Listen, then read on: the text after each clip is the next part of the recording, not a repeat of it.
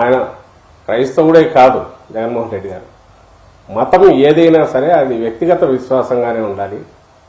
అది మనకు పర్సనల్ వ్యక్తిగతానికి సంబంధించింది కావాలి. కానీ అది రాజకీయాల్లోనో లేదా అడ్మినిస్ట్రేషన్లోనో దాని ప్రభావం ఉండకూడదని బలంగా విశ్వసించే వ్యక్తి కాబట్టి ఏ దేవుడిని ఎవరు కలిసినా అన్నిటి భావం ఒకటే అని గట్టిగా నమ్మిన వ్యక్తి కాబట్టి వాటికి అతీతంగా ఈరోజు ఉన్నారు.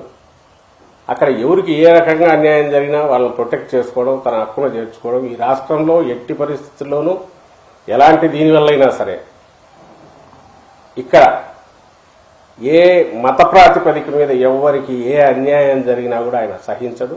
అలాంటి జరగనివ్వడని ఇక్కడ ప్రజలు కూడా 5 కోట్ల మంది కూడా అది విశ్వసిస్తున్నారు.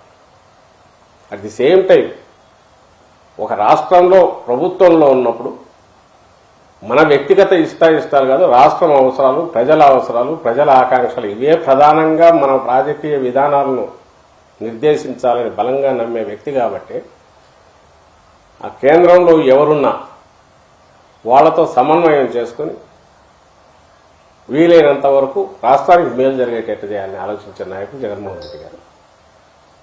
ఎక్కడో ఏమూలో ప్రతి దాని మీద రియాక్ట్ కావడానికి ఆయన మీడియా ఏమంటారు సంపాదకులు ఒక ఇది కాదు, ఒక వ్యక్తి కాదు.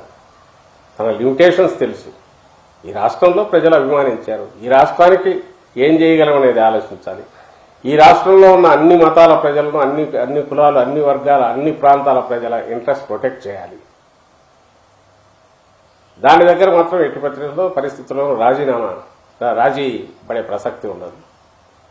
అట్ ది సేమ్ టైం మన జోక్యం కానీ మన ప్రమేయం వల్ల కానీ ఎలాంటి ప్రభావం చూపలేని వాటి గురించి వాటి గురించి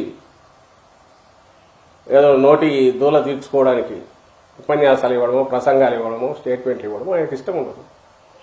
అది కూడా ప్రజలకు తెలుసు. ఇక్కడ ప్రజలకు అందుకే అంత బలంగా ఆయన నమ్ముతున్నారు. మా కోసం నిలబడే నాయకుడు ఎవరన్నంటే జగన్మోహన్ రెడ్డి, మా కోసం నిలబడే పార్టీ ఏదనంటే వైఎస్ఆర్ కాంగ్రెస్ పార్టీ అని రాష్ట్రంలోని అన్ని వర్గాల ప్రజలు, అన్ని ప్రాంతాల ప్రజలు, అన్ని మతాల కులాల ప్రజలు బలంగా విశ్వసిస్తున్నారు. కాబట్టి వైఎస్ జగన్మోహన్ రెడ్డి గారి చెల్లెలుగా, రాజశేఖర రెడ్డి గారి కూతురుగా షర్మిలమ్మను అభిమానిస్తారు.